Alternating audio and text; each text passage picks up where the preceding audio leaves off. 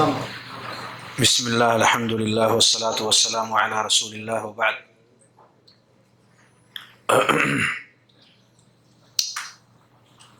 عشاء کی نماز سے پہلے خوف کے موضوع سے متعلق آپ تمام نے مشارکت کیا اور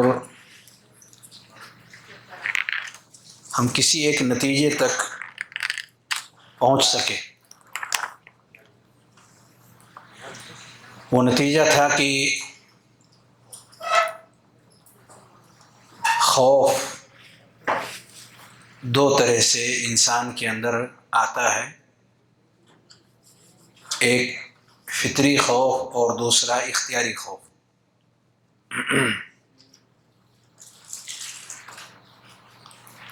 اللہ رب العالمین کا ایک انعام اہل ایمان کے اوپر یہ رہا ہے کہ اس نے خوف اور غم کو اہل ایمان کے اوپر سے ختم کر دیا ہے۔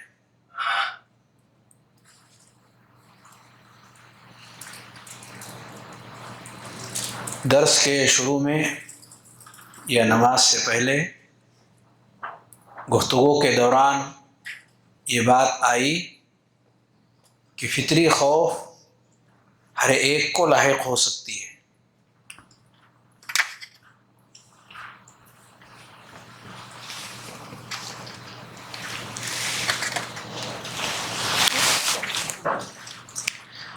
فطری خوف ہر شخص کو آ سکتی ہے، پر اللہ رب العالمین نے ہمیں ایک اور خوف کو اختیار کرنے کا حکم دیا ہے، جس پر ہمیں اجر اور ثواب دینے کا اس نے وعدہ بھی کیا ہے۔ فطری خوف پر کوئی اجر اور ثواب نہیں، پر وہ جائز ہے، لیکن اختیاری خوف پر اللہ رب العالمین نے ہمیں اجر دینے کا وعدہ کیا ہے۔ سوال یہ ہے، جیسا کہ بات آئی نماز سے پہلے، کہ لا خوف علیہم ولا هم یحزنون، جو انعام ہے رب کریم کا اہل ایمان پر، یہ کس خوف کی نفی کی جا رہی ہے؟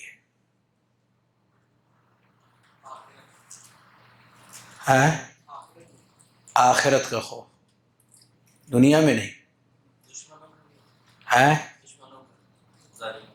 ظالموں کا خوف، دشمنوں کا خوف، ہر وہ چیز جس سے انسان کو خوف پیدا ہوتا ہے وہ خوف۔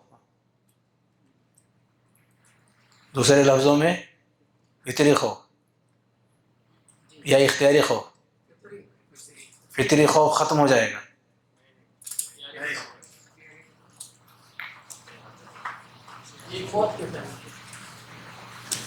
موت کے وقت فطری خوف نہیں رہے گا۔ جب روح کھینچی جائے گی تو اس وقت ان چیزوں سے انسان کو گھبراہٹ نہیں ہوگی، خوف نہیں آئے گا جس سے انسان فطری طور پر گھبراتا یا ڈرتا ہے، ختم ہو جائے گی وہ۔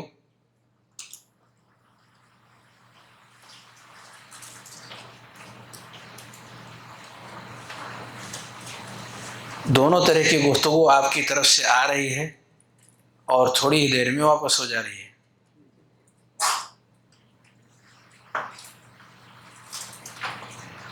کیا نتیجہ لیا جائے یا بغیر نتیجے کے آگے بڑھیں؟ نتیجہ لینا چاہیے۔ ان دونوں کے علاوہ بھی ایک خوف ہے اور اسی کی نفی کی جا رہی ہے۔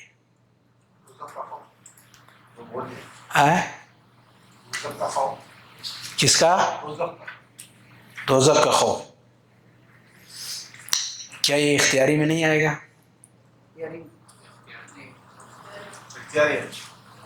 اختیاری میں ہے۔ ہاں کس کا اختیاری کا حصہ ہے؟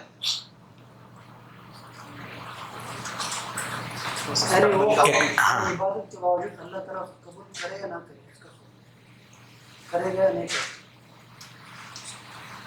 نام تو آپ ذکر نہیں کر رہے ہیں، لیکن جس چیز کی طرف میں اشارہ کر رہا ہوں اس کے تحت یہ داخل ہے. جی ہاں کس کا؟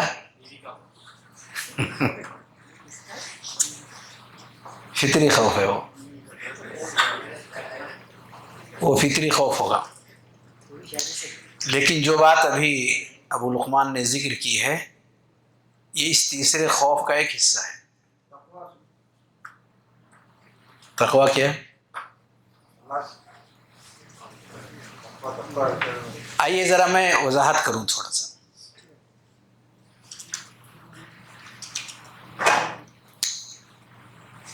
ہمارے ارد گرد بہت سارے درخت، پھول، پتیاں، پودے لگائے جاتے ہیں، لیکن جوں جوں وہ بڑے ہوتے ہیں نیچے ان کے پانی کا بھی انتظام ہوتا، دیکھ ریکھ کا بھی انتظام ہوتا، اور ساتھ ساتھ کاٹ چھانٹ کا بھی انتظام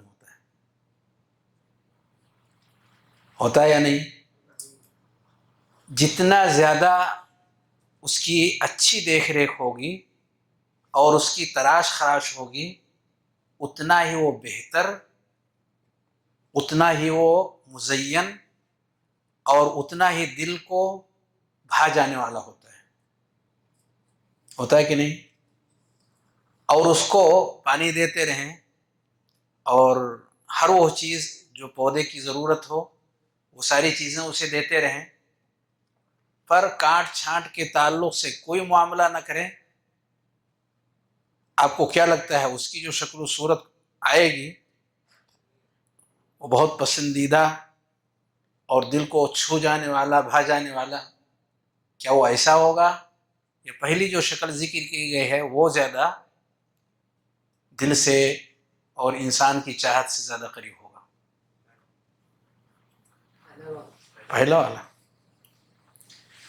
رب کریم نے اسی کا انتظام کیا ہے، رب کریم نے اسی کا انتظام کیا ہے کہ انسان کو یوں ہی نہیں چھوڑا، انسان کو ایسے ہی نہیں چھوڑ دیا ہے، بلکہ اسے کرنے کا حکم دیا اور بچنے کا حکم دیا، اور پھر اس کے اپنے اعمال پر نگاہ رکھنے کے ساتھ ساتھ ہر موڑ پر اس کے تراش خراش کا بھی انتظام کیا، تراش خراش کا سلسلہ جاری رکھنے کا حکم دیا تاکہ وہ مزین ہو کر کے سنور کر کے رب کریم کے یہاں پہنچے، ویسے ہی نہ پہنچے. یہ تو ہوئی ایک تمہیدی بات. اصل ٹارگٹ پہ آئیے. انسان کچھ ایسی چیزوں سے بھی خوف زدہ رہتا ہے کہ اس کے خوف زدہ رہنے کا کوئی فائدہ نہیں. اس کے خوف زدہ رہنے کا، مومن کی زندگی اس سے اونچی ہے، بلند ہے. ایسا کام وہ نہیں کرتا جس کا کوئی فائدہ نہ ہو، بلکہ وہ ایسا کام کرتا ہے جس کا بینیفٹ اس کی زندگی میں ملے. چنانچہ مستقبل کا وہ پروگرام بناتا ہے، جیسے کہ ادھر سے کسی نے مستقبل کا نام لیا تھا، میں سمجھا شاید وضاحت کریں گے. مستقبل کا انسان پروگرام بناتا ہے اور کئی ایک چیزیں اس کے اپنے پروگرام کے اعتبار سے ملتی ہوئی، ہاتھ سے نکلتی ہوئی محسوس ہو رہی ہے. پروجیکٹ پاس کیا اور اس کے لیے جگہ جگہ انتظامات کیا، اور قریب تھا کہ اس کے ہاتھ میں وہ چیز آ جائے. آتے آتے وہ چیز کینسل ہو گئی. بہت بڑی ڈیل تھی اور بہت بڑے منافع کا ذریعہ اور سبب تھا، لیکن کچھ نہ کچھ ہو گیا اور وہ ہمارے ہاتھ نہ آ سکا.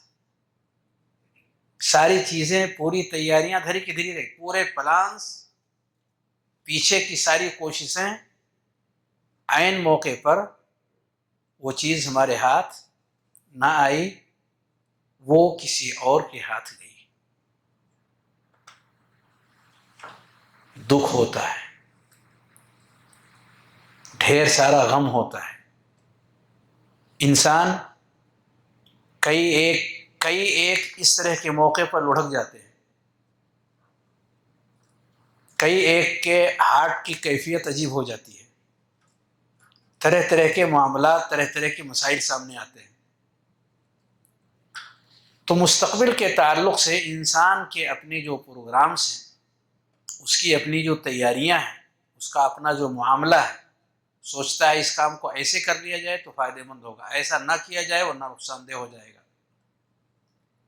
ان ساری چیزوں کو سامنے رکھتے ہوئے وہ نقصان سے اپنے آپ کو بچا نہیں پاتا، اس کا غم، نقصان آ جاتی ہے اس کی زندگی میں، اور فائدہ جو اس کی زندگی میں آنا تھا، بینیفٹ جو اس کی زندگی میں آنی تھی کاروبار کا یا کسی اور چیز کا، وہ اس کے ہاتھ سے نکل جاتا. یہ دو طرفہ نقصان. وہاں انسان کو غم ہوتا. اس غم کو خوف کا نام دیا گیا ہے کہ ابھی اس کا وقت نہیں آیا ہے اور پہلے سے وہ خوف زدہ ہے، پتہ نہیں وہ ہمارے حق میں فیصلہ ہوگا یا کسی اور کے حق میں جائے گا، ہمارے ہاتھ وہ ٹینڈر آئے گا یا کسی دوسرے کے ہاتھ جائے گا. خوف زدہ ہے، ابھی اس کا وقت آیا نہیں ہے، پروگرام مکمل ہے، کارروائیاں پوری مکمل کرنے کی انسان کوشش میں ہے، پھر بھی اسے سکون نہیں ہے. بڑی تیزی کے ساتھ وہ اس وقت کے انتظار میں ہے، لیکن مکمل خوف کے ساتھ. یہ خوف اس کا اپنا کمایا ہوا ہے، یہ خوف جو آیا ہوا ہے یہ اس کی اپنی کمائی ہے. شریعت اس کی نفی کرتی ہے. ہمارے اس خوف سے نہ تو کوئی چیز بننے والی ہے نہ بگڑنے والی ہے. کسی بھی نفع کو ہمارا یہ خوف نہ تو لانے کا ذریعہ بنے گا اور نہ ہی کسی نقصان کے جو آنے کا ہے اس کو دفع کرنے کا ذریعہ بنے گا. ہمارے اندر کی جو دہشت، ہمارے اندر کا جو خوف، ہمارے اندر کی جو گھبراہٹ ہے کہ آگے کیا ہونے والا ہے، یہ نہ تو کسی نفع کا ذریعہ بنتا ہے نہ کسی نقصان کو دور کرنے کا ذریعہ اور سبب ہے. ایسے بیکار کاموں سے اللہ مومن کی زندگی کو پاک کر دیتا ہے. اللہ خوف نہ علیہ. وہ پلان صاف ستھرا کرتے، لیکن خوف نے ان کی رات کی نیند کو حرام نہیں کیا، ان کے دل و دماغ کی دھڑکنوں کو اس نے بڑھایا نہیں. جس درجہ ان کا ایمان ہے، ان کا توحید ہے، ان کا صاف ستھرا عقیدہ ہے، جتنا گہرا ہے وہ، جتنا مضبوط اور ٹھوس ہے وہ، اسی قدر ان کی مستقبل کی زندگی کے تعلق سے فکر اور سوچ ان کے اوپر پریشانیوں کے بوجھ کو لانے کا ذریعہ اور سبب نہیں بنتا، بلکہ کام تو وہ جم کر کرتے، پلان کرنے میں ذرہ برابر کمی اور کوتاہی نہیں کرتے، لیکن خوف اور دہشت اور اس تعلق سے کیا ہونے والا اور کیا نہیں ہونے والا، ان سب چیزوں کے حوالے سے اس کے اثرات وہ اپنے دل کے اوپر معمولی سا بھی نہیں لیتے. یہ ہر شخص کے ایمان کے اعتبار سے کم یا زیادہ ہوتا ہے.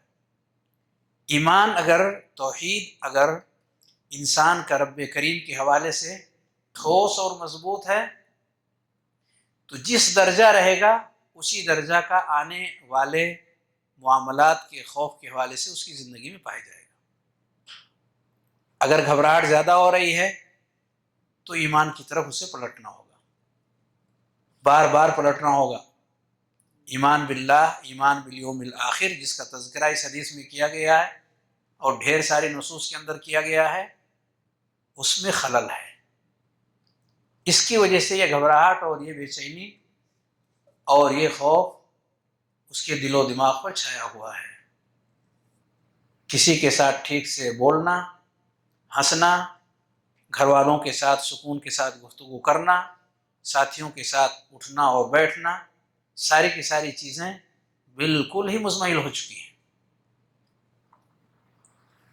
یہ ہے معنی لا خوف علیہم کا۔ دوسرے لفظوں میں، اسی کو دوسرے لفظوں میں، فطری جو خوف ہے وہ رب کریم کا عمل ہے، اس میں کانٹ چھانٹ کی ضرورت نہیں ہے۔ رب کریم کا عمل محکم ہے، ٹھوس ہے اور مکمل ہے، کچھ بھی اس میں کمی نہیں ہے کہ اس کے اضافے کی ضرورت ہو۔ اس نے فطری طور پر لوگوں کے دلوں کے اندر جو خوف رکھا ہوا ہے اس کو کم یا زیادہ کرنے کی ضرورت انسان کو ہے ہی نہیں، کہ اس کو کم کر دیا جائے یا اس کو بڑھا دیا جائے، اس کو زیادہ کر دیا جائے یا اس کو کم کر دیا جائے۔ یہ کس کا عمل ہے؟ فطری خوف۔ فطری خوف کس کا عمل ہے؟ رب کا، جو دلوں میں موجود ہے، جو ہر اس چیز سے خائف اور ڈرا ہوا رہتا جو اس کو نقصان پہنچانے والی ہے۔ فطری طور پر ڈر یہ جو موجود ہے یہ رب کی طرف سے، اس میں انسان کے عمل کا کوئی دخل نہیں ہے۔ تو جو عمل رب کریم کا ہے اس کے تعلق سے انسان کی جو تکلیفی زندگی ہے، شرعی زندگی ہے، دونوں میں کوئی ٹکراؤ ہے ہی نہیں، یہ الگ ہے وہ الگ ہے۔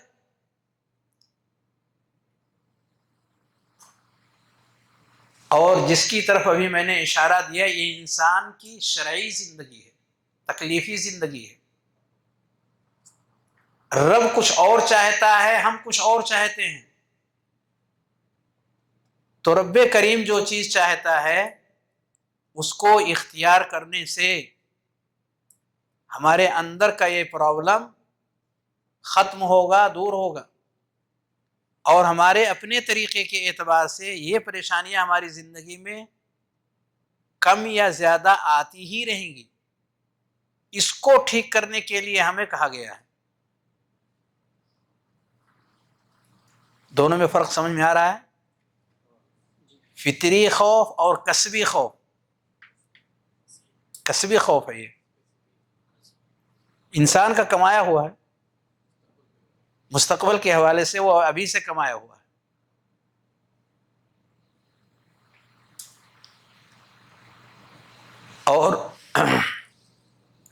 اور وہ والا خوف جو اختیاری ہے،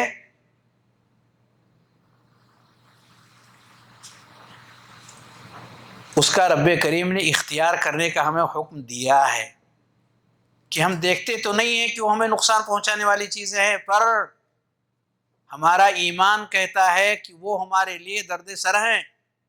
ذہن و دماغ میں بٹھا کر کے رکھو، ڈرو اس سے، اپنے دل و دماغ کے اندر اس کو بسا کے رکھو۔ تو جس نے اللہ رب العالمین کے اس اختیاری خوف کو دل و دماغ میں بسایا، جس درجہ وہ خوف ہمارے دل و دماغ پہ راج کرے گا اسی درجہ یہ کسبی خوف ہمارے اندر سے رخصت ہو جائے گا۔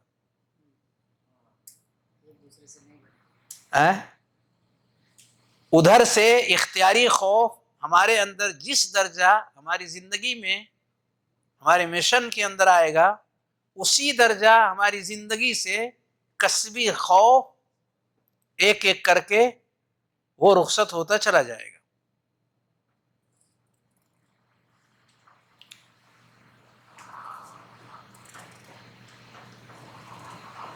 اسی کا یہ انعام ہے، اسی کا یہ رب کریم ہی کا انعام ہے کہ جس نے اختیار خوف اپنی زندگی میں پیدا کیا ہے، تو ہر وہ خوف جس کا کوئی نفع ہماری زندگی میں نہیں آنے والا، اللہ رب العالمین نے ہمیں اس سے کوسوں دور کر دیا ہے، کہا لا خوف علیہم ولا هم يحزنون۔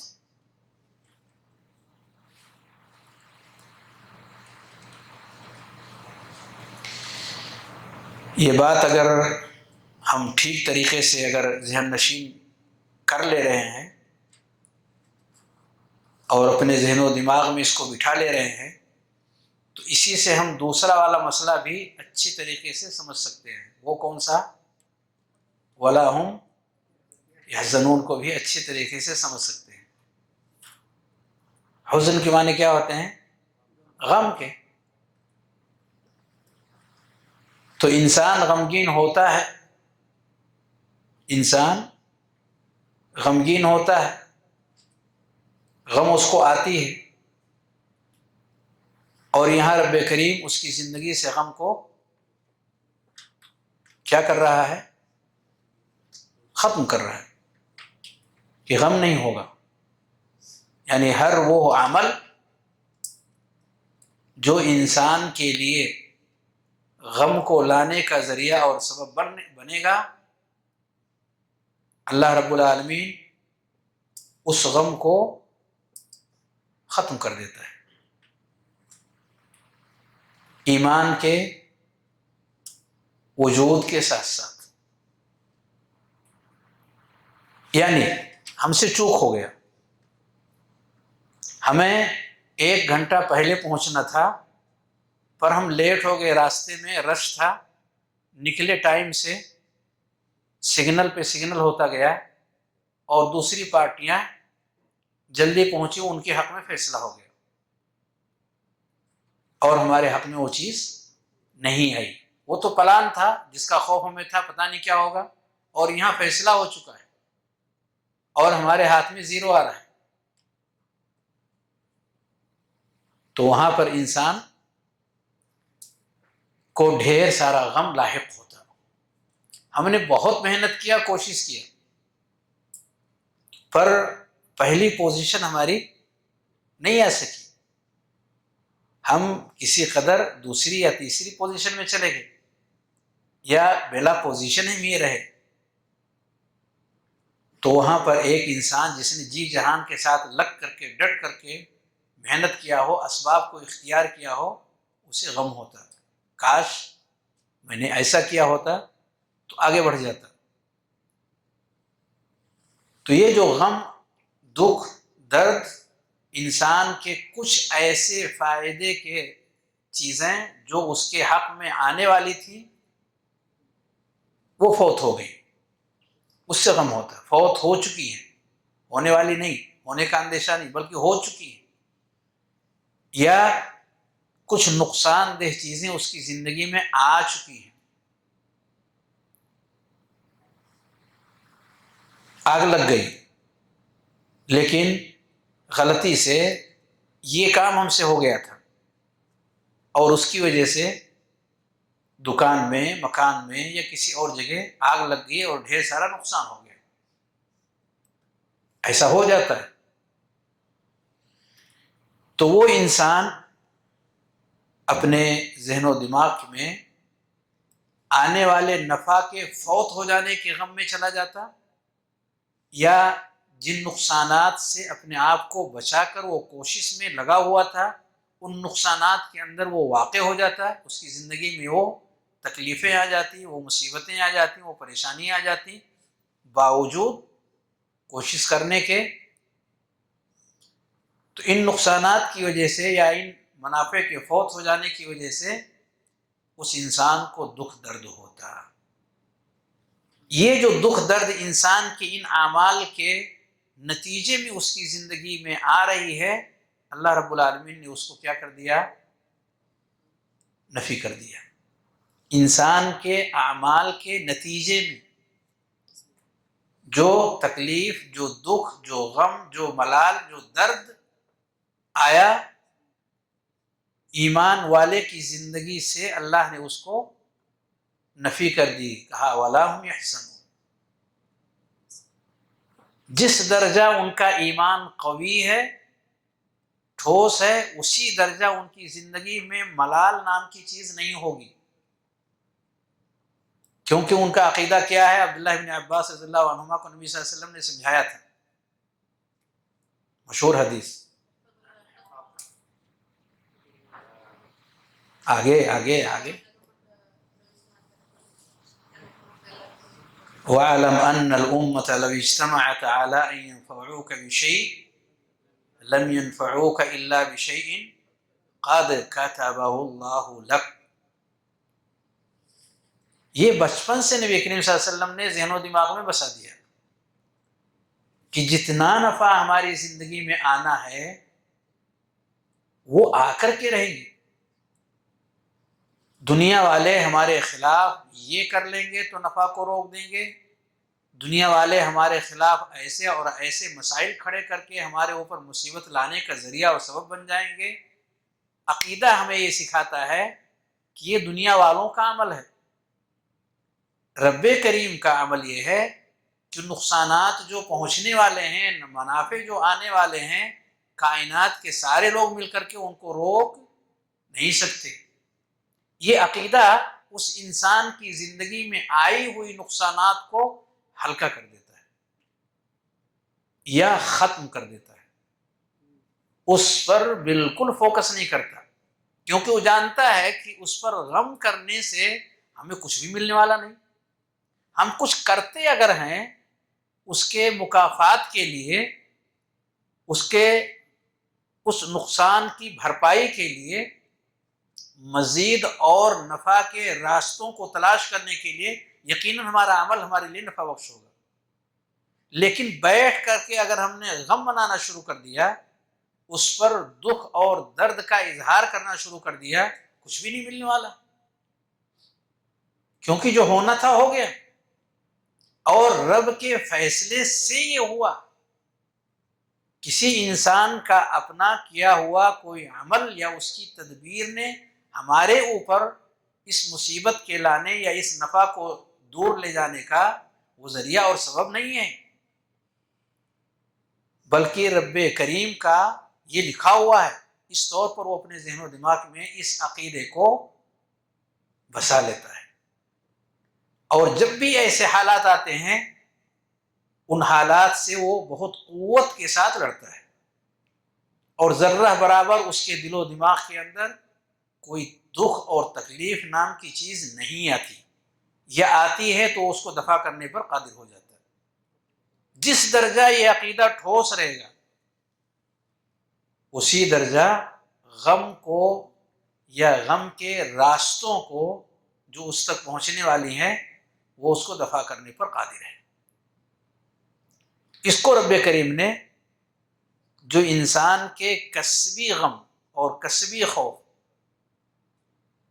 جو خود وہ لانے کا ذریعہ اور سبب بننا ہے، جس کے پیچھے کچھ بھی نفع نہیں ہے، اللہ نے مسلمان کی زندگی کو، اہل ایمان کی زندگی کو اس سے پاک کرنے کی بات کہی ہے کہ آپ اس سے اپنے آپ کو پاک کرو، وقت بچاؤ، اپنا انرجی آپ اپنی ضائع ہونے سے محفوظ رکھو، ذہن کی انرجی، جسم کی انرجی، مال کی انرجی، ان سب کو آپ سیف رکھو، ایسی جگہ اس کو خرچ کرو جس کا کوئی بینیفٹ آپ کو یا آپ کے کسی بھائی کو حاصل ہونے والا ہو۔ یہ ان آیات کے اندر کہا گیا ہے، لا خوف علیہم ولا هم يحزنون۔ تو خبر بھی ہے، اور خبر میں یتضمن طلبا، هذا الخبر يتضمن طلب۔ ما هو الطلب؟ لا تخافوا ولا تحزنوا۔ اور اس امر کے ساتھ، اس نہیں کے ساتھ، اس طلب کے ساتھ آیات بھی وارد ہوئی ہیں، اللہ تخافوا ولا تحزنوا۔ خبر بھی آیا، طلب بھی آیا، خبر بھی آیا، طلب بھی آیا۔ یعنی اہل ایمان سے رب کریم نے طلب کیا ایسا مت کرو۔ اہل ایمان کی تو شان یہ ہے کہ ان کی زندگی میں ایسے بیکار سے کام آتے ہی نہیں، جیسے کہ خوف ہو، جیسے کہ غم ہو۔ ایسے بیکار کاموں سے اہل ایمان کی زندگی پاک و صاف ہے، اور اگر آ جائیں تو اہل ایمان اس کو دور کر دو، اور اگر آ جائیں یہ تو اے اہل ایمان آپ ان چیزوں سے اپنے آپ کو دور کرو، پاک کرو اپنے آپ کو، تاکہ آپ ٹھوس تھے، آپ مضبوط تھے، اسی مضبوطی کے ساتھ آپ کا قدم آگے کی طرف، احرص علی ما ینفعک، اور یہ نفع والی چیزیں نہیں ہیں تو ان کی طرف آپ کا ذہن کیوں جاتا؟ آپ ایسی چیزوں کے پیچھے اپنی قوتوں کو ضائع کرنے کا ذریعہ اور سبب کیوں بنتے؟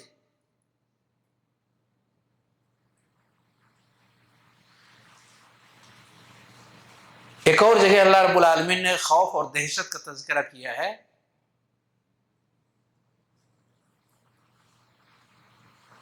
کیا ہے وہ؟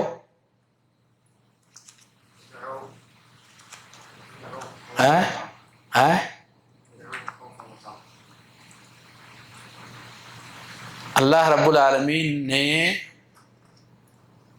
کیا ہوا ان کے اوپر خوف یا غم یا ان کے اوپر رعب اور دہشت نازل کیا، کیونکہ وہ لوگ کیا تھے؟ شرک والے تھے۔ ایسی کوئی آیت کریمہ کسی کو یاد ہے؟ نہیں نہیں نہیں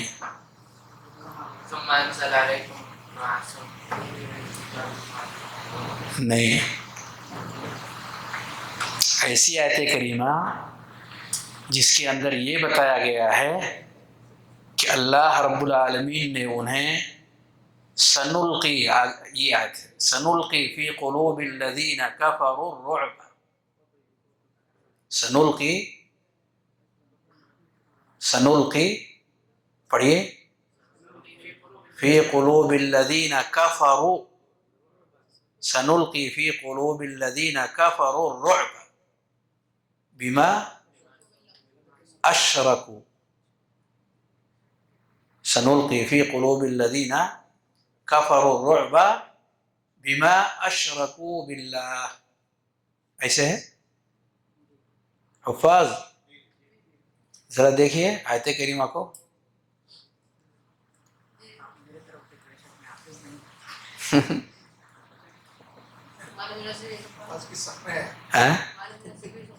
جی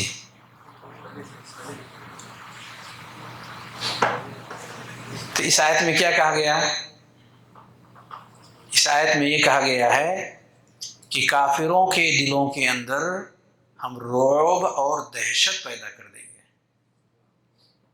رعب اور دہشت، گھبراہٹ، خوف کفار کے دلوں کے اندر، کیونکہ انہوں نے اللہ کے ساتھ شرک کیا۔ کیا معلوم ہوا؟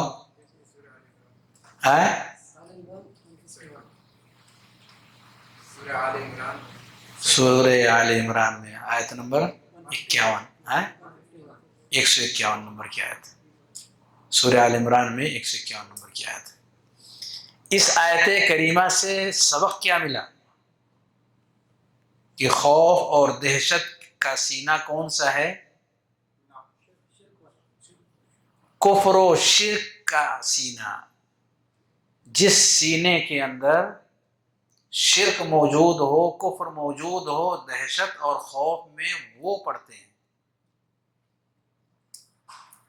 اگر کسی شخص کی زندگی کے اندر کفر و شرک پایا جاتا تو جس درجہ کفر اور شرک اس کی زندگی میں ہوگا اسی درجہ وہ شخص خوف زدہ رہے گا، اسی درجہ اس کے اندر خوف پایا جائے گا۔ جس انسان کی زندگی میں اگر خوف ہے تو یہ خوف بلا وجہ نہیں ہے، یہ خوف بلا وجہ بھئی رب کریم وضاحت کر رہا ہے، ہمیں اور آپ کو الگ سے وجہ تلاش کرنے کی ضرورت نہیں ہے، خود رب کریم بیان کر رہا ہے کہ ہم کچھ دلوں کے اندر خوف ڈال دیتے ہیں، اور وہ دل ہوتے کیسے ہیں، وہ کس طرح کے دل ہوتے ہیں جس میں ہم نے خوف ڈال رکھا ہے۔ وضاحت کیا کہ وہ شرک والے دل ہیں، وہ کفر والے دل ہیں، یعنی اگر ہمارے دلوں کے اندر کفر موجود ہے، شرک موجود ہے، یہ گندگی اگر ہمارے دلوں کے اندر پائی جاتی ہے تو ہم اپنے دل کو خوف زدہ ہونے سے بچا نہیں سکیں گے، یہ خوف زدہ رہیں گے۔ سوال، یہ جس خوف کی بات ہو رہی ہے کیا یہ فطری خوف کی بات ہو رہی ہے،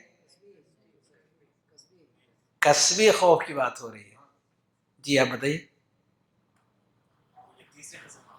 جی جی تیسرے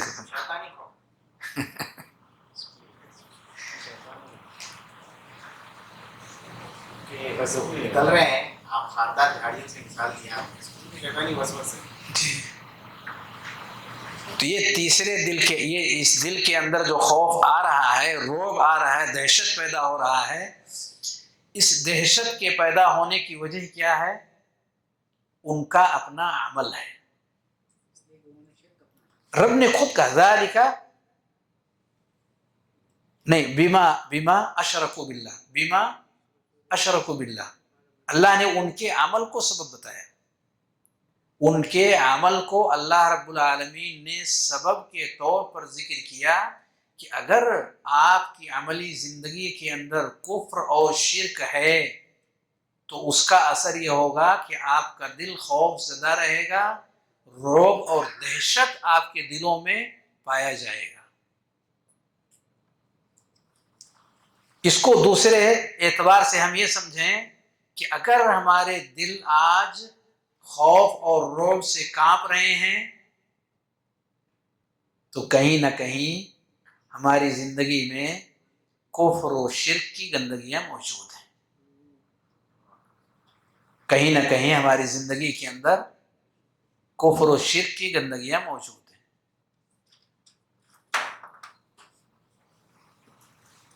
یہ واضح ہے؟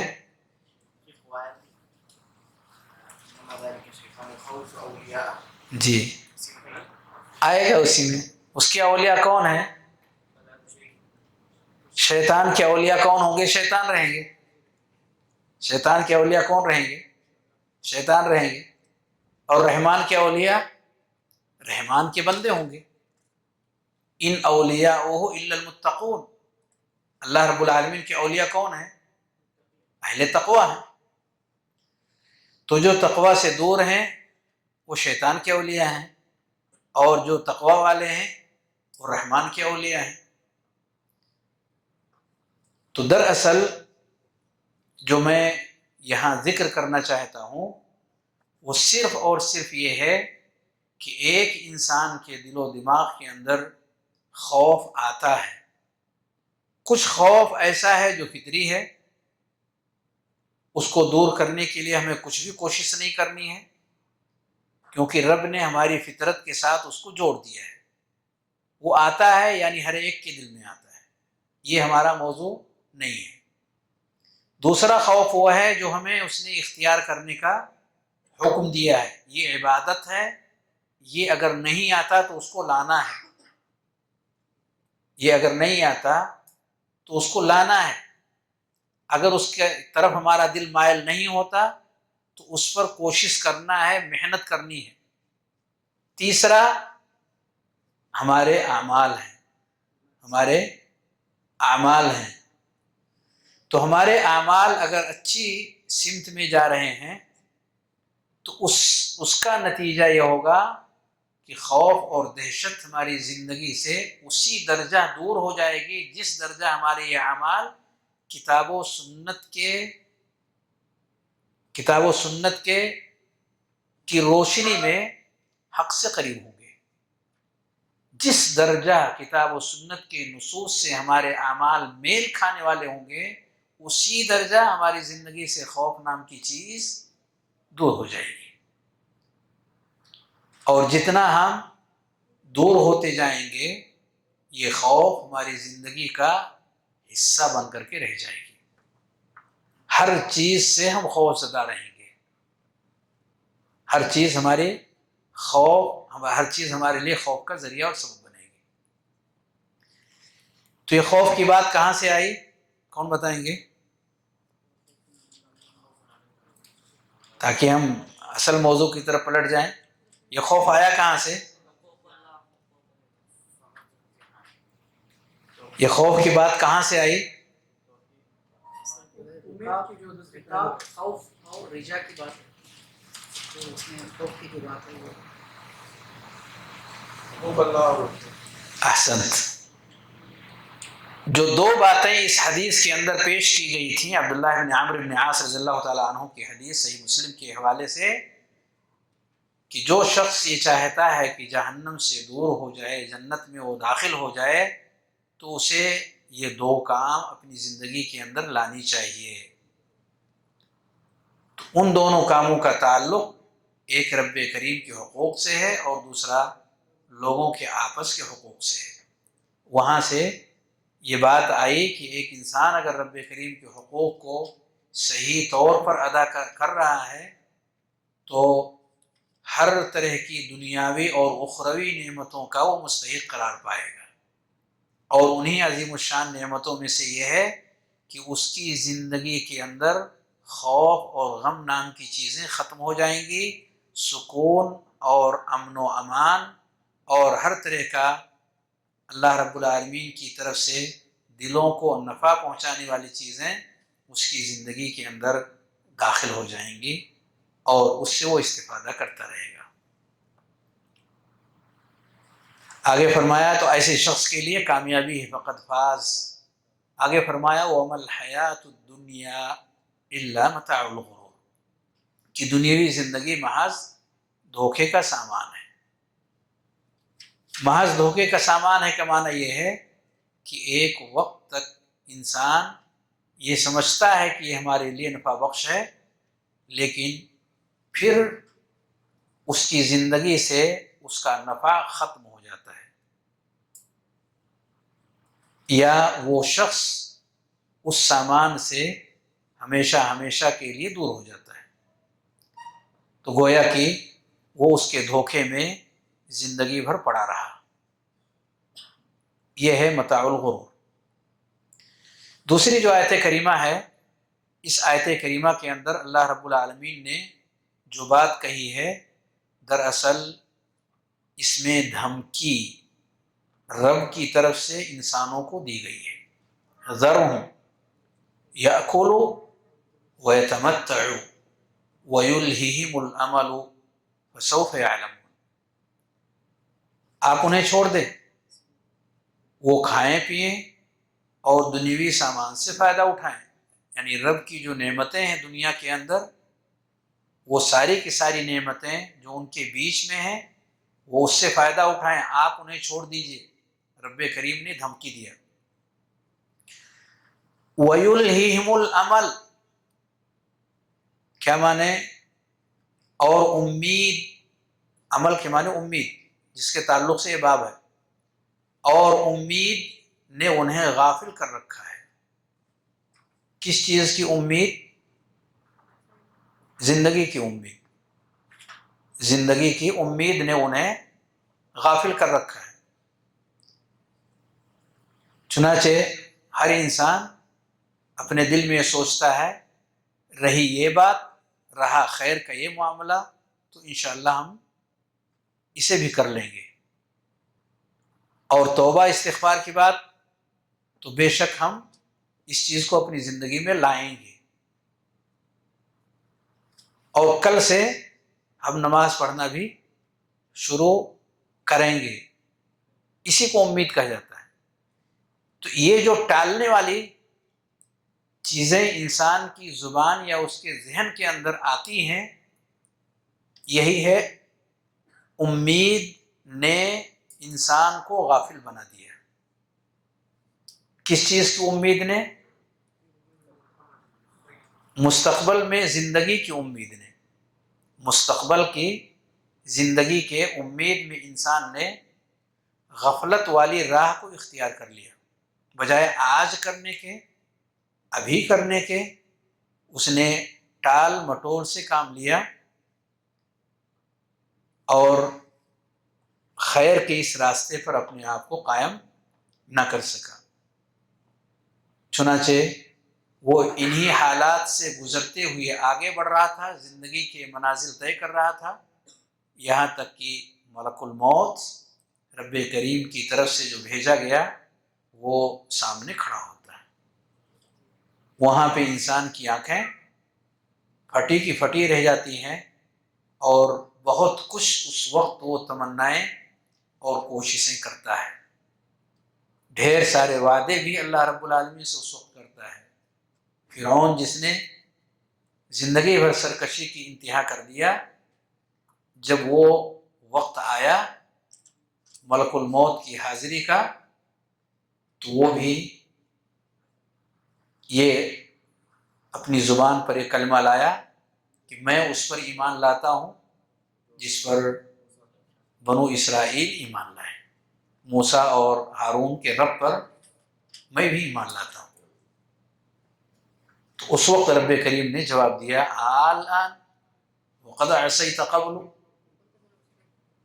جی، کہ اب توبہ کا وقت آیا، اب ایمان کا وقت آیا، اب اچھے کام کرنے کی یاد آئی، جبکہ اس سے پہلے نافرمانی کے راستے پر زندگی گزارتے رہے۔ اسی لیے اللہ رب العالمین نے یہاں کہا فسوف یعلمون، اگر اسی غفلت کے ساتھ یہ زندگی گزارتے رہے کہ ابھی زندگی ہماری ہے اور زندگی جو آنے والی زندگی ہے اس میں ہم اپنے آپ کو صحیح راستے پر ڈالنے والے ہیں، اگر اسی غفلت کے ساتھ کوئی شخص زندگی گزار رہا ہے تو موت کے فرشتے ہی اس کے اس غفلت کی چادروں کو توڑنے والے ہیں۔ فسوف یعلمون۔ ایک اور جگہ رب کریم سورہ مومنون میں فرماتا ہے ایحسبون انما نمدهم به من مال وبنین نسارع لهم فی الخیرات بل لا یشعرون، کہ زندگی کی رونق اور آسائش اور آرام کے جو اسباب ہیں ہم مسلسل اگر کسی شخص کو دے رہے ہیں تو اس سے انسان کبھی یہ نہ سمجھے کہ وہ خیر کے راستے پر قائم ہے۔ اگر ایسا نہ ہوتا تو اللہ رب العالمین کی اتنی ڈھیر ساری رحمتیں ہمارے اوپر کیوں کر آتی، یعنی دنیاوی نعمت ہے۔ اللہ نے کہا بل لا یشعرون، انہیں شعور ہی نہیں ہے کہ اللہ رب العالمین یہ نعمتیں کیوں نازل کر رہا ہے۔ تو یہ باب ہے عمل کے بارے میں۔ عمل کے معنی، عمل کے معنی رجا یعنی امید، رجا یعنی امید، اور عام طور پر عمل کا اطلاق ایسی امیدوں کے بارے میں ہوتا ہے کہ جس کا پا لینا مشکل اور کٹھن ہو، یعنی ایسی چیز کی امید کہ جس تک پہنچ پانا انسان کے لیے دشوار ترین ہو، اس طرح کی امیدوں کو عام طور پر عمل سے تعبیر کیا جاتا ہے۔ تمنا اور امید یہ دو الگ الگ کلمے ہیں۔ تمنا ایک انسان کرتا ہے کاش کی ہم ایسا کر لیں، کاش کی لوگ ایسا کر لیں، اور ڈھیر ساری تمنائیں ایک انسان اپنے مستقبل کے حوالے سے وہ کرتا ہے۔ اسی کو عربی زبان میں امنیہ اور اس کی جمع امانی ہے، قرآن کی آیات بھی اس تعلق سے کئی ایک ہیں۔ تو عام طور پر ایک انسان امید اور دوسری طرف تمنا کرتا ہے اور دونوں کا تعلق مستقبل سے ہے۔ فرق دونوں میں کیا ہے؟ دونوں کے درمیان فرق کیا ہے؟ اس کے درمیان جو واضح فرق ہے وہ یہ ہے کہ عمل یعنی امید، رجا ان تمناؤں کے تعلق سے کہا جاتا جس کے پیچھے اسباب ہوں، جس کے پیچھے کچھ اسباب انسان کی زندگی میں پائے جاتے ہیں۔ تمنا میں اسباب نام کی چیز نہیں ہوتی، یوں ہی اللہ اور اس کے رسول پر ایمان کے بغیر بھی جنت کی تمنا کرنا، یہ کیا ہے؟ عمل ہے، امید ہے یا تمنا ہے؟ یہ تمنا ہے۔ ایسا وہ لوگ کہتے تھے لن يدخل الجنت الا من كان هودا او نصارى، کیا کہا رب کریم نے؟ تلک امانیہم، تلک امانیہم، وہ کہتے تھے کہ ہم ہی جنتی ہیں، ہم ہی جنتی ہیں۔ رب نے کہا یہ ان کی تمنا ہے، یہ ان کی آرزوئیں ہیں۔ لن يدخل الجنت الا من كان هودا او نصارى تلک امانیہم قل ہاتوا برہانکم ان کنتم صادقین۔ تو یہ ہے تمنا، اور امید جو ہوتی ہے اس کے پیچھے کچھ ظاہری یا معنوی قسم کے اسباب ہوتے ہیں۔ ان اسباب کے تئیں مستقبل کے حوالے سے کسی چیز کے پا لینے کا، کسی چیز کے حاصل کر لینے کا کی خواہش انسان کے اندر اگر کچھ پائی جاتی ہے تو اس کو عمل کہتے ہیں، اس کو امید کہتے ہیں۔ حافظ ابن حجر لکھتے ہیں رجاء ما تحبه النفس من طول عمر وزیادت غنا، یہ عمل ہے کہ انسان امید کرتا ہے اپنی پسندیدہ چیزوں کے حاصل کرنے کا۔ کسی کو مال کی امید ہے، مال و دولت کی، کسی کو لمبی عمر کی، کسی کو آل اولاد کی، کسی کو اور دوسری زندگی کی جو رب نے سامان دیا ہے اس میں سے کسی چیز کی، تو یہ عمل کہلاتا ہے۔ اسی کے حوالے سے حضرت علی رضی اللہ تعالی عنہ کا یہ قول مؤلف نے ذکر کیا۔ کیا ہے یہ قول حضرت علی رضی اللہ تعالی عنہ کے حوالے سے؟ ارتحلت الدنیا مدبرۃ وارتحلت الآخرۃ مقبلۃ، دنیا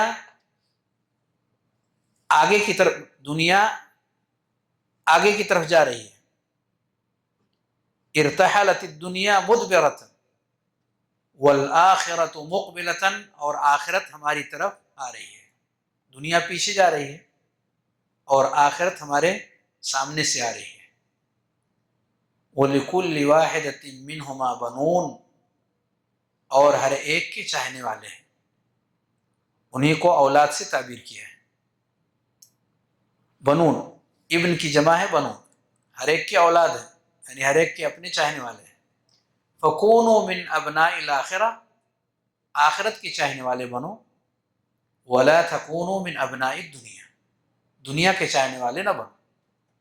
فَإِنَّ الْيَوْمَ عَمَلٌ وَلَا حِسَاب، کیونکہ آج کا دن عمل ہے، حساب نہیں ہے، یعنی رب کریم ہمارا حساب آج نہیں کر رہا ہے، حساب آنے والے دن میں کرے گا۔ وغدن حساب ولا عمل، کل کے دن ہمارا حساب و کتاب ہوگا پر وہاں عمل کی گنجائش نہیں ہوگی۔ یہ وصیت حضرت علی بن ابی طالب رضی اللہ تعالی عنہ کی ہے، اور مؤلف نے اسے معلقاً ذکر کیا ہے۔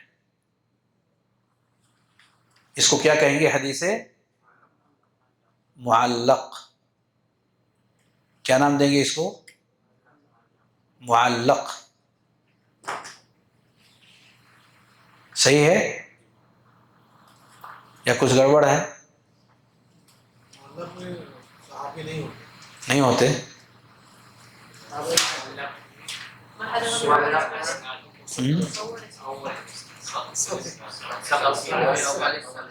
معلق کے تعلق سے پہلے یہ بات آ چکی ہے کہ جس کے سند کے شروع سے اول سند سے سخت ہو. اول سند میں جہاں سخت اگر پایا جاتا ہے تو وہ معلق ہوتا ہے، چاہے پہلا راوی اکیلے ساقط ہو یا پہلے کے ساتھ ساتھ بعد میں نمبر لگ جائے، کئی ایک ساقط ہو جائیں، تب بھی وہ معلق ہی رہے گا، تب بھی اسے حدیث معلق ہی کہیں گے. تو یہاں سند کے سارے لوگوں کو حذف کر دیا گیا ہے اول سند کے ساتھ ساتھ، تو اس لیے اس کو حدیث معلق کہتے ہیں. حدیث معلق کا حکم کیا ہے؟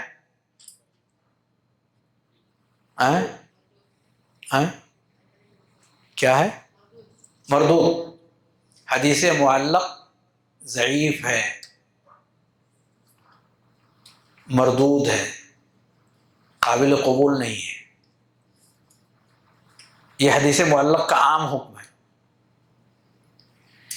امام بخاری نے اپنی صحیح کے اندر ایک اپنا خاص ضابطہ رکھا ہے، اور وہ ضابطہ یہ ہے کہ انہوں نے دو طرح سے احادیث کو معلق کیا ہے. ایک صیغہ جزم کے ساتھ اور دوسرا صیغہ تمریز کے ساتھ. صیغہ جزم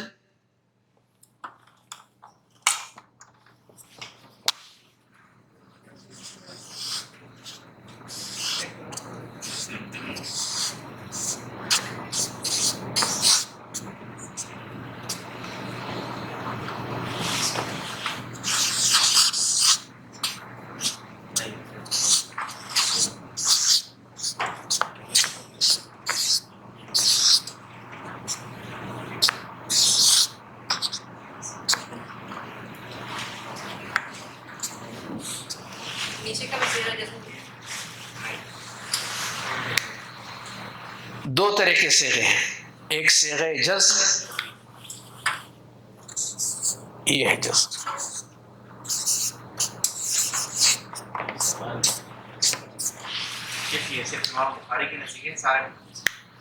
امام بخاری کے تعلق سے بھی بات ہو رہی ہے. باقی امام بخاری کے علاوہ اگر حدیث معلق ہے تو ضعیف ہے. امام بخاری کے حوالے سے مختصر سی تفصیل میں یہاں ذکر کر رہا ہوں کہ امام بخاری نے دو طرح سے احادیث کو معلقاً بیان کیا ہے. نمبر ایک صیغہ جزم کے ساتھ، جسے کہا قالا ذکرا روا، یہ صیغہ جزم ہے. یا صیغہ تمریز کے ساتھ امام بخاری نے اپنی صحیح کے اندر ذکر کیا، جیسے قیلا ذکرا رویہ، یہ صیغہ تمریز ہے. دونوں کا حکم الگ الگ ہے. پہلے کا حکم صحیح ہے، دوسرے کا حکم ضعیف ہے امام بخاری کے نزدیک. پہلے کا حکم صحیح، دوسرے کا حکم ضعیف. یعنی جہاں تک انہوں نے سند کے اندر نام نہیں ذکر کیا، جہاں تک انہوں نے سند میں راویوں کا نام نہیں ذکر کیا ہے اور انہیں حذف کر دیا، تو اپنی طرف سے وہ یہ بتانا چاہتے ہیں کہ ان ناموں کے حوالے سے آپ پریشان نہ ہوں، یہ ثقہ روات ہیں، قابل اعتبار ہیں. ان کی روایت جن کا نام میں نے نہیں لیا ہے قابل عمل ہے، پر جن کا نام ہم نے ذکر کر دیا ہے ان کو آپ دیکھیے وہ صحیح ہے یا نہیں. اگر وہ جو جن کا نام اوپر ظاہر ہوا ہے اگر وہ ٹھیک ٹھاک ہیں تو بس وہ حدیث صحیح ہے. وہ ایسا کہنا چاہتے ہیں. جو حدیث ہم پڑھ رہے ہیں اس میں کون سا نام ذکر ہے؟ کیا نام ہے اس میں؟ علی ابن ابی طالب. یہ ٹھیک ٹھاک ہیں؟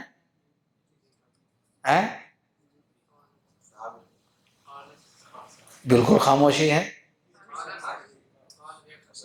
ٹھیک ہے نا؟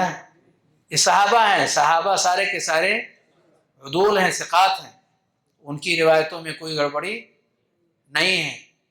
تو گویا کہ امام بخاری کے بتائے ہوئے طریقے کے مطابق جتنے نام ذکر نہیں کیے گئے ہیں ان کا اعتبار آپ باقی رکھیں، اور جو نام ذکر کیا گیا ہے ان کے تعلق سے آپ دیکھ لیں وہ ٹھیک ہیں یا نہیں۔ اگر وہ بھی ٹھیک ہیں تو وہ حدیث قابل عمل ہے، ایسا وہ کہنا چاہتے ہیں۔ تو اب جو روایت ہمارے سامنے ہے یہ قابل عمل ہے، ٹھیک ہے، صحیح ہے، ٹھیک ہے۔ تو یہ امام بخاری رحمۃ اللہ علیہ کے بتائے ہوئے طریقے کے مطابق یہ قول جو حضرت علی بن ابی طالب رضی اللہ تعالیٰ عنہ کا ہے یہ صحیح اور درست ہے، پر یہ مرفوع روایت نہیں، موقوف روایت ہے۔ یہ مرفوع روایت نہیں بلکہ موقوف روایت ہے، فرق ہے دونوں میں۔ موقوف روایت کسے کہیں گے؟ ما اضیف الی الصحابی، جس حدیث کی نسبت صحابی کی طرف کی جائے، یعنی صحابی کا قول یا صحابی کا فعل اس کے اندر بتایا گیا ہو کہ صحابی نے ایسا کہا یا صحابی نے ایسا کیا۔ تو صحابی کے قول کے اعتبار سے یہ روایت صحیح اور درست ہے، یعنی اے مسلمانوں تم آخرت کے چاہنے والے بنو، دنیا کے چاہنے والے نہ بنو۔ یہ وصیت ہے کس کی؟ حضرت علی بن ابی طالب رضی اللہ تعالیٰ عنہ کی۔ آئیے اس کے بعد کی جو روایت ہے اس کو پڑھ لیں تاکہ اس باب کے تحت میں ایک روایت ہمارے سامنے آ جائے۔ یہ روایت ہے عبداللہ رضی اللہ عنہ کی۔ عبداللہ کون ہے یہ عبداللہ؟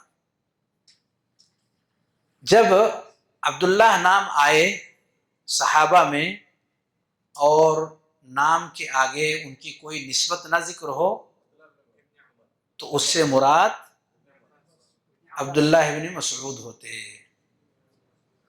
تو اس سے مراد ذرا بولے عبداللہ ابن مسعود رضی اللہ تعالیٰ عنہ ہوا کرتے ہیں۔ نام کے آگے نسبت اگر نہ ہو کہ کون عبداللہ ہیں تو اس سے مراد عام طور پر عبداللہ ابن مسعود ہوا کرتے ہیں رضی اللہ عنہ۔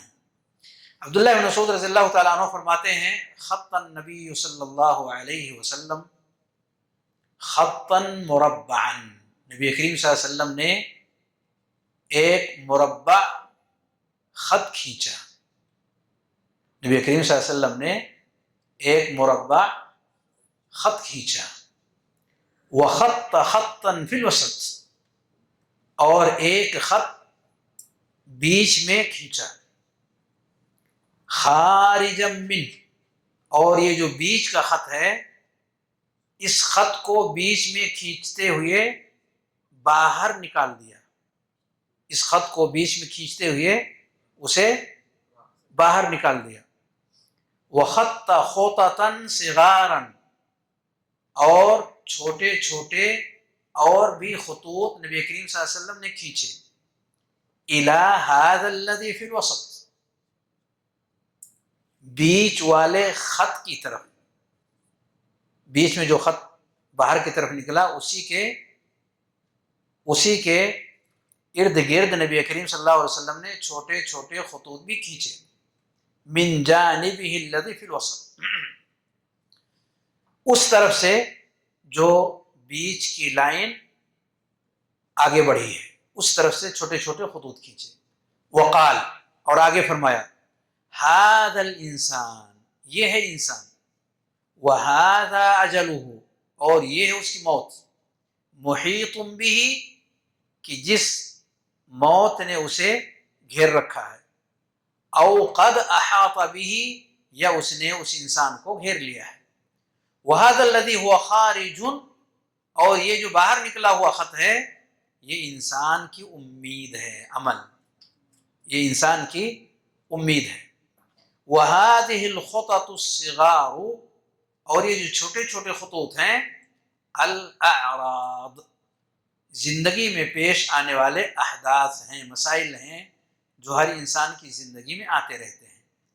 فَإِنْ أَخْطَأَهُ هَذَا نَهَاشَهُ هَذَا، اگر اس حدث سے وہ بچ گیا، اس مصیبت سے اگر وہ بچ گیا تو دوسری مصیبت اس کے اوپر آ جاتی ہے۔ وَإِنْ أَخْطَأَهُ هَذَا نَهَاشَهُ هَذَا، اور اگر یہ حدث، یہ مصیبت اس کی زندگی سے خطا کر گئی تو دوسری مصیبت اسے آ لیتی ہے۔ یہ ہے روایت جو نبی کریم صلی اللہ علیہ وآلہ وسلم نے عمل کے حوالے سے ذکر کیا، عبداللہ بن مسعود رضی اللہ تعالیٰ عنہ کی حدیث کی روشنی میں۔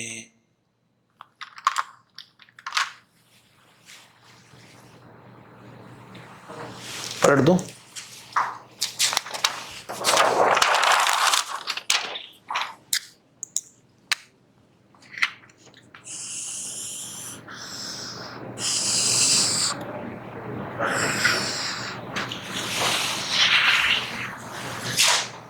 دیکھیے حدیث کو شروع سے دیکھیے، کیا کہا نبی صلی اللہ علیہ وسلم نے؟ خطاً مربعاً، خط رسول اللہ صلی اللہ علیہ وسلم، خط النبی صلی اللہ علیہ وسلم خطاً مربعاً، یہ ہے خط مربع، چاروں طرف سے خط کھینچ دیا۔ وخط خطاً فی الوسط،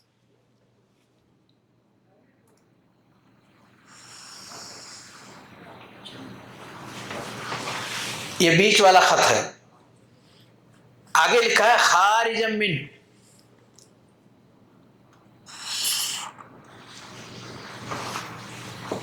جو مربع خط تھا، جو مربع خط بنا ہوا تھا، بیچ میں جو خط کھینچا وہ خط کدھر گیا؟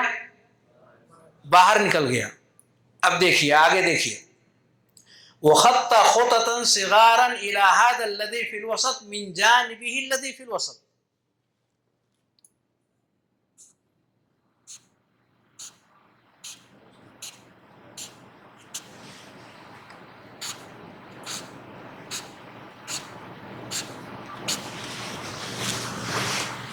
بیچ میں جو خط ہے من جانبه الذي في الوسط، یہ بیچ والا جو بیچ میں خط ہے اسی سے لگ کر کے چھوٹے چھوٹے خطوط نبی صلی اللہ علیہ وسلم، اسی سے لگ کر کے چھوٹے چھوٹے خطوط نبی کریم صلی اللہ علیہ وسلم نے اور بھی کھینچے۔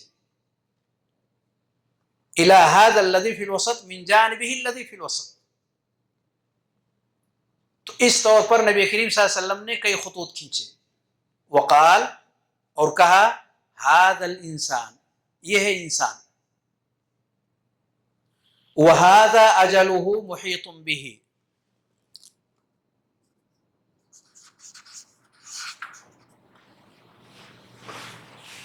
یہ جو چاروں طرف سے خط کھینچا گیا ہے یہ انسان کی موت ہے۔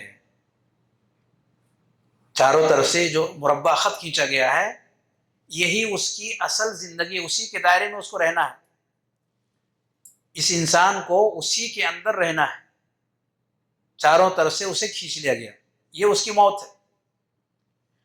وَهَذَا الَّذِي هُوَ خَارِجٌ عَمَلُهُ،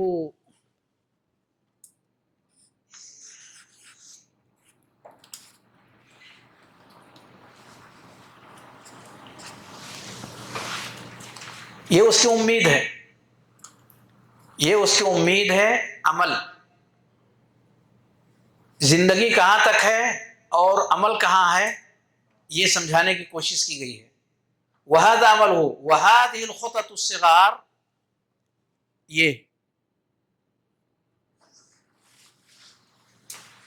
یہ جو چھوٹے چھوٹے خطوط کھینچے گئے ہیں بیچ والے، یعنی امید والے خط کے ساتھ، امید والے خط کے ساتھ، عمل والے خط کے ساتھ، یہ جو چھوٹے چھوٹے خطوط ہیں ان خطوط کے اندر اعراض،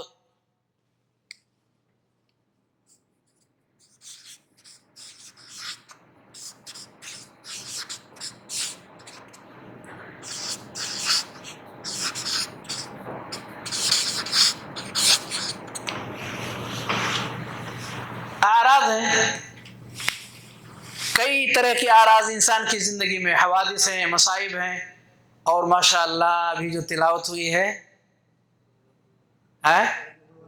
وَلَنَبْلُوَنَّكُمْ بِشَيْءٍ مِّنَ الْخَوْفِ وَالْجُوعِ وَنَقْصٍ مِّنَ الْأَمْوَالِ وَالْأَنفُسِ وَالثَّمَرَاتِ، یہ سب اعراض ہیں، یہ سب انسان کی زندگی میں پیش آنے والے احداث ہیں، مصیبتیں ہیں، طرح طرح کی مصیبتیں، طرح طرح کے مشکلات، طرح طرح کے حادثات،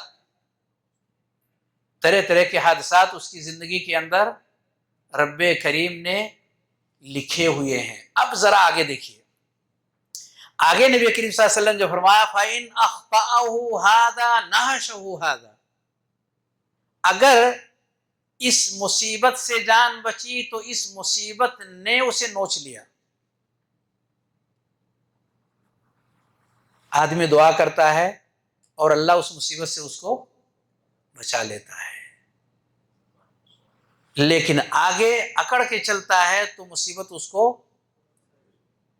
آ دبوچتی ہے، بھول جاتا ہے، وہ غفلت میں چلا جاتا ہے، تو پھر وہ مصیبتیں اس کے اوپر مسلط ہو جاتی ہیں۔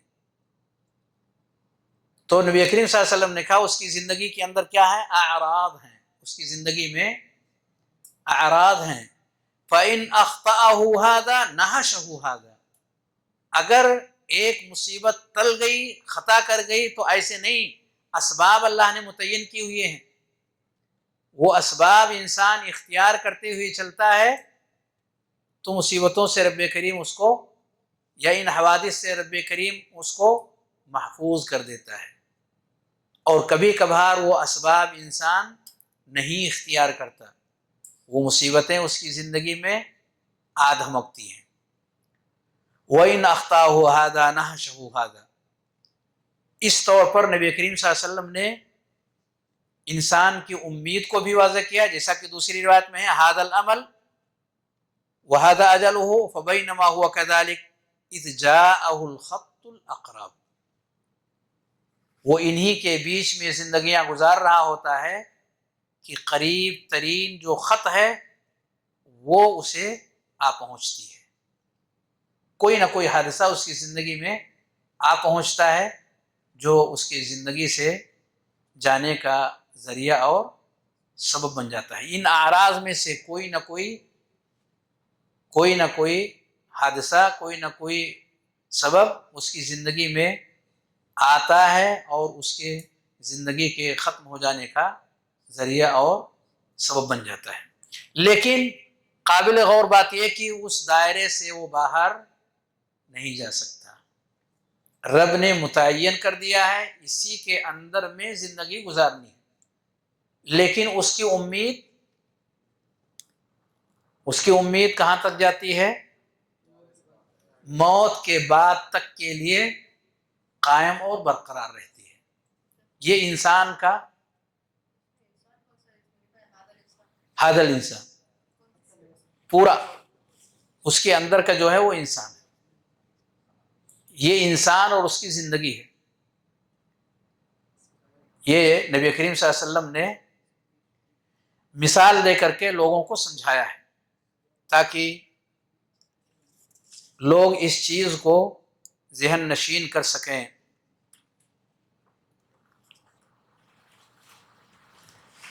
اب کتنے ایسے رہتے ہیں جو پروگرام بناتے ہیں آج شام کا کھانا آپ کے ساتھ کھائیں گے، یا کل صبح انشاءاللہ آپ کے ساتھ ایک اہم میٹنگ میں شرکت کرنی ہے، اس طرح کے کئی ایک پروگرام انسان بناتا ہے، اور ایک وقت آتا ہے کہ اس کا پروگرام وہیں کا وہیں باقی رہ جاتا ہے اور وہ اللہ رب العالمین کے حضور پہنچ جاتا ہے۔ تو اس سے انسان اچھی طریقے سے سمجھ سکتا ہے کہ اسے کب کیا کرنا چاہیے اور کن چیزوں سے بچتے بچاتے ہوئے اپنی زندگی کو کامیاب ترین زندگی بنانی چاہیے۔ وقت ہو چکا ہے، بلکہ اس سے زیادہ ہو چکا ہے، اس لیے اس کے آگے کا سفر یہیں پر روکتے ہیں، اللہ رب العالمین سے دعا کرتے ہوئے کہ رب کریم ہم تمام کی کوششوں اور محنتوں کو شرف قبولیت بخشے. جو بھی چیزیں دروس میں آئی ہوئی ہیں ان میں جو نفع بخش ہے اللہ ہم سب کے لیے نفع اور فائدے کا ذریعہ اور سبب بنائے، اور جو چیزیں اس میں سے خطا اور غلطی ہیں اللہ اس کی اثرات بد سے ہماری حفاظت فرمائے، اور ہم سب کی بیٹھک کو قبول فرمائے، دروس کو ہم سب کے لیے نفع بخش بنائے. وصلی اللہ وسلم علی نبینا محمد وعلی آلہ وصحبہ اجمعین. السلام علیکم ورحمۃ اللہ وبرکاتہ.